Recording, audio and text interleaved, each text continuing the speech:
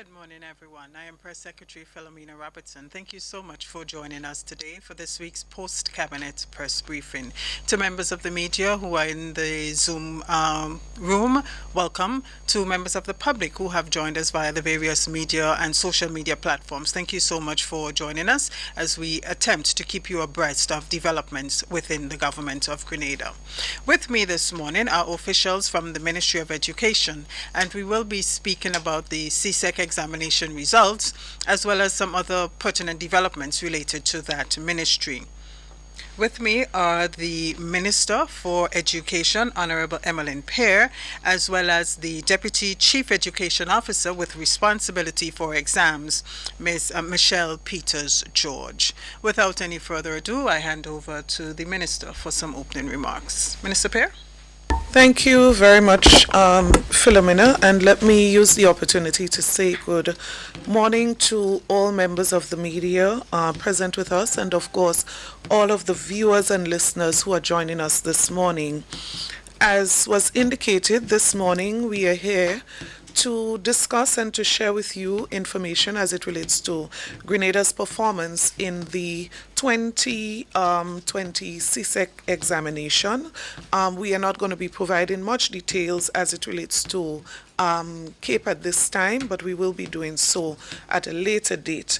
But this morning, I want to use this opportunity, even before getting into this, to express, as I have done in the past, my profound appreciation to all of our stakeholders in education, and particularly in this very difficult time.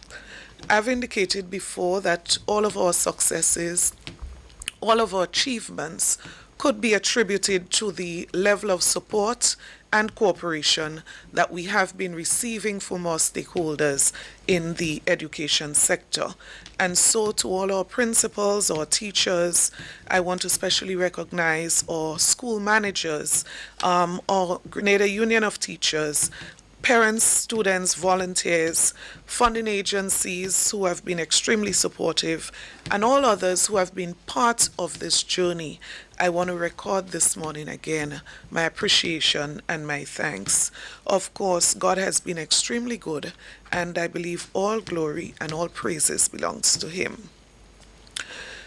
I want to first just give us a brief as it relates to where we are with regards to school maintenance, just a very quick update before we focus our attention on CSEC and the results there.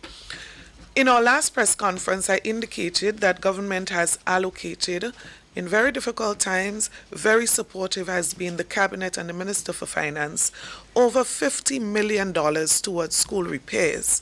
And I'm sure that we understand the importance of this. And that covers over about 75 schools in total.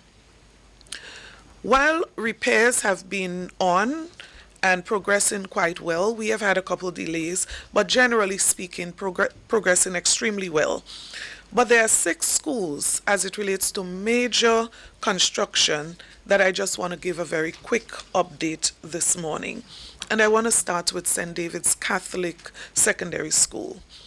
And just to say that at our last engagement with the media, we did say that as it relates to that school, we are in the process of negotiating lands, and we are going to be moving to a new location, a new school. Just to update that we have been able to finalize on lands in the Malmont area. Cabinet has taken a final decision, and we are proceeding with that construction project. As it relates to Grenada SDA Comprehensive School, we had the sod turning and the start of construction, and that has been progressing extremely well. Grenada Christian Academy, again, that is going to be a new school, a new location. The latest update on that is that the CDB, Caribbean Development Bank, and the Ministry of Education has engaged the school, shared the designs. The school has responded positively, and we are about to move to the contract phase of that particular project. Presentation Brothers College, as you know, we've had the sod turning ceremony for that, and construction is on in regards to PBC.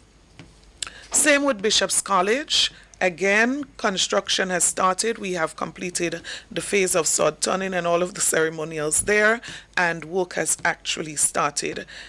Bishop's College, over $10 million. Grenada SD Comprehensive, over $7 million. PBC, over $4 million. And of course, the others, it is too early to name a figure.